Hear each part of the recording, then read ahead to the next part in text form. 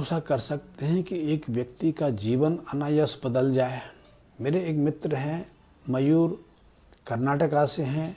उन्होंने मुझसे 2 साल पहले संपर्क स्थापित किया था। अनायास सन 2020 के बाद उनकी ज़िंदगी में, उनके परिवार में बहुत बदलाव आया। बदलाव इसलिए आया कि 2021 में अनायास वो कोरोना से प्रभावित हो गए। कोरोना के इलाज के कारण उनको अस्पताल में भर्ती होना पड़ा। 3 महीने अस्पताल में रहे और इसी दौरान उनको ब्लैक फंगस का इन्फेक्शन हो गया।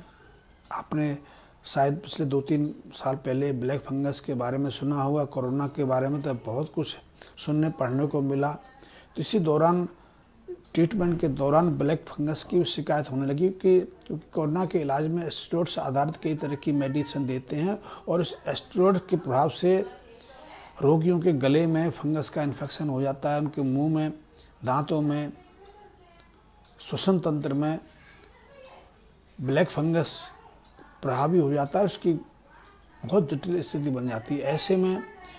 ऐसे में एक तो उनकी बाई आंख को ब्लैक फंगस इन्फेक्शन कार्ड निकालना पड़ा। दूसरा, उनके 10 दांत निकालने पड़े। मस्तिष्क का भी ऑपरेशन करना पड़ा। 3 महीने इलाज से उनकी जान तो बच गई, लेकिन उनका सब कुछ बिक गया। उनका व्यापार, जो वो अपना व्यापार चलाते थे, उनका जो डिस्ट्रिक्ट है वो उडुपी है। उडुपी में उनका बड़ा व्यापार था, वो बर्बाद हो गया। बच्चे छोटे हैं, वो स्वयं भी ज़्यादा नहीं है, 50-22-55 साल के हैं। अंततः उन्हें अपना व्यापार बंद करके इलाज के कारण अपने ससुर के पास उडुपी से करीब 300 किलोमीटर बेंगलोर आना पड़ा। बेंगलोर में आने के बाद ही उनसे मेरा संपर्क हुआ और आप इस बात को अनुभव करेंगे कि छोटे छोटे प्रयोग करने के बाद, क्योंकि उनको जब ये शुरुआत हुई तो उनकी जन्म कुंडली में, पहले तो उनकी जन्म कुंडली में लग्न भाग में 3 ग्रह, सूर्य, बृहस्पति, शुक्र, बृहस्पति और मंगल लग्न भाव में थे। शनि तृतीय भाग में बुध के साथ में थे और शनि की महादशा शुरू हुई। शनि की महादशा से उनके जीवन में एकाएक बदलाव आ गया। वैसे पत्नी को भी उसी दौरान शनि की महादशा शुरू हुई थी और शनि की महादशा से उन्हें रोग लगा। वैसे तो कोरोना बहुत लोगों को लगा, संयोग बस उसी अवधि में इनको भी कोरोना ने पकड़ लिया और ऐसी संताप भोगना पड़ा। तो ऐसे में सबसे पहले मैंने उन्हें निरंतर कम से कम 1 साल शनि संबंधी एक उपाय करने के लिए कहा, जिस उपाय के दौरान लोहे के बर्तन में उनसे सरसों का तेल, 7 लोहे की कील, काली उड़द, काली मिर्च, काले तिल आदि डालकर उसे जल में तेल सहित प्रभावित करने के लिए कहा। किसी मंदिर में, किसी जो शनि का दान लेते हैं उनको काला नीला, काला सफ़ेद कंबल, काले वस्त्र दान करने के लिए, चप्पल दान करने के लिए, लोहे के पात्र दान करने के लिए, चमड़े के जूते दान करने के लिए कहा और इसे निरंतर करने के लिए कहा। इसके अलावा उन्हें हर रोज़ केसर का सेवन करने के लिए, केसर का चंदन अपने माथे, जीभ और नाभि पर लगाने के लिए कहा गया। इसके साथ उन्हें कुछ अन्य उपाय बताए गए, जिनमें उनकी छत पर 16 लीटर गंगा जल चांदी के 4 चौकोर टुकड़े डालकर सीलबंद करके उनकी छत पर स्थापित करने के लिए कहा गया। छत पर किसी तरह का कबाड़, किसी तरह का कचरा, किसी तरह का अनावश्यक वस्तु को संग्रहित करने के लिए मना गया। घर के अंदर भी यही व्यवस्था बताई गई कि घर में किसी तरह का कबाड़, किसी तरह की अनावश्यक वस्तुओं को संग्रहित करके ना रखा जाए। अस्पताल में जाकर रोगियों की सेवा करने के लिए, यदि कोई निर्धन रोगी है तो उसको दवा देने के लिए, यदि कोई निर्धन रोगी है तो उसको खाने पीने की व्यवस्था करने के लिए कहा गया, क्योंकि ये बहुत उपयुक्त उपाय है।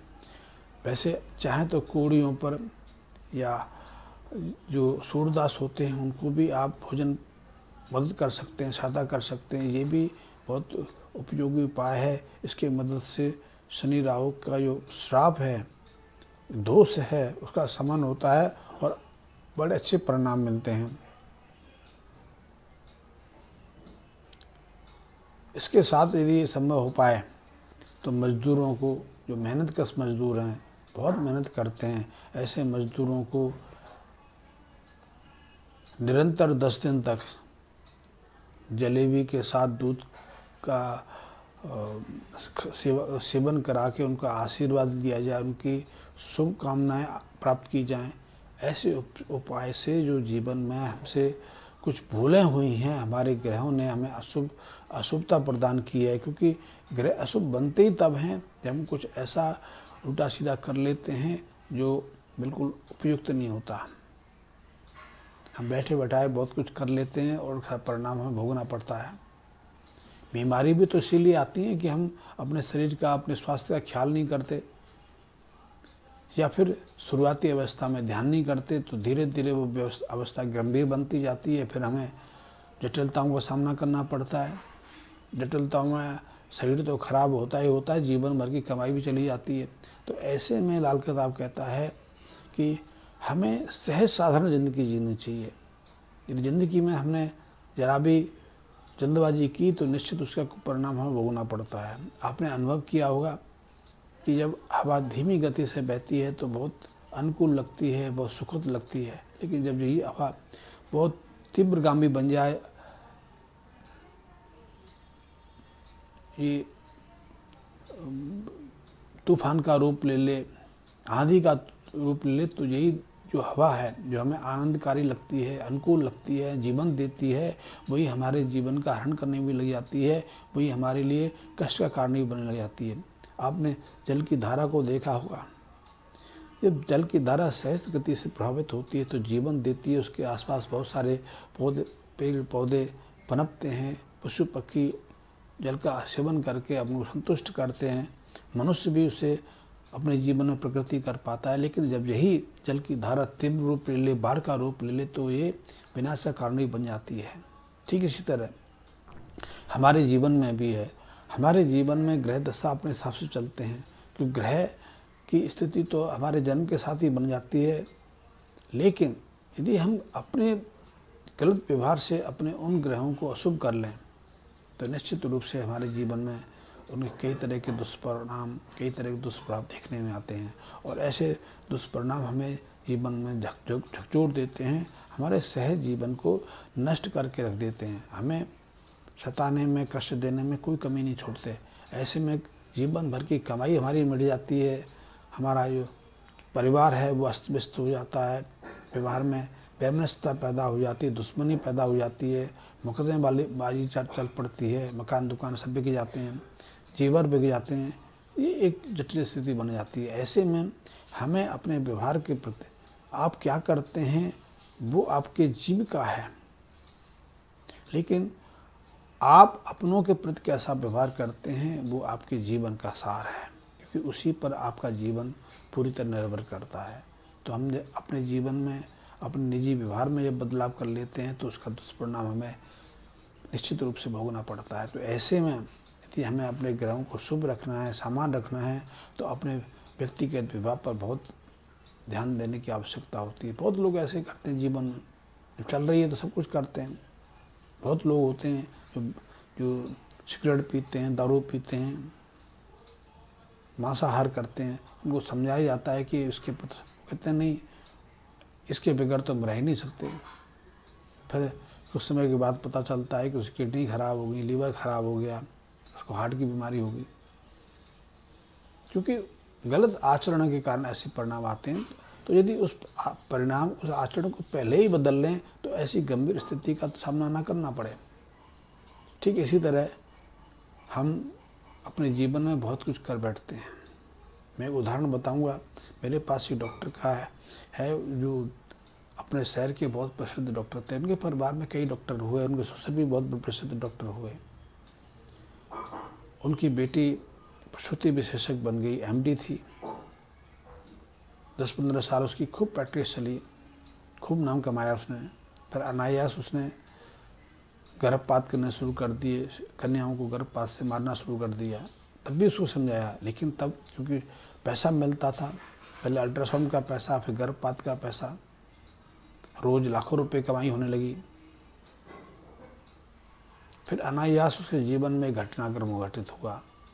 खैर उसको उसकी स्थिति को सुधारने में हमसे जो इतना संभव उपाय हमने किया, लेकिन संयोग से घटना बता रहा हूँ कि अनायास उसके पति का एक्सीडेंट हो गया, बेटे का भी एक्सीडेंट हो गया, उसको स्वयं का भी एक्सीडेंट हो गया। बेटा तो मर ही गया। पति को इतनी गंभीर चोटें आई कि 3 महीने तक उसको अस्पताल में भर्ती रहना पड़ा और उसकी होश, उसको कोई याददाश्त नहीं रही। स्वयं उसको भी गंभीर चोटें आई, हफ्तों उस अस्पताल में रहना पड़ा कि जान बच गई। उसके बाद उसके अस्पताल पर मुकदमेबाजी शुरू हो गई। उसके देवर ने ही प्रॉपर्टी को लेकर मुकदमेबाजी शुरू कर दी, पुलिस केस चले, अखबारों में ये मामला बहुत उछलता रहा। पूरा शहर, पूरा राज्य उन्हें जानता था, क्योंकि बहुत प्रसिद्ध चिकित्सक फैमिली थी।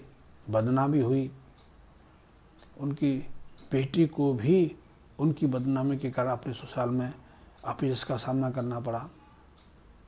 यानी मेरा कहने का है कि एक लालच पूरे परिवार को विषमताओं में, कष्टों में झलक देता है। ऐसे में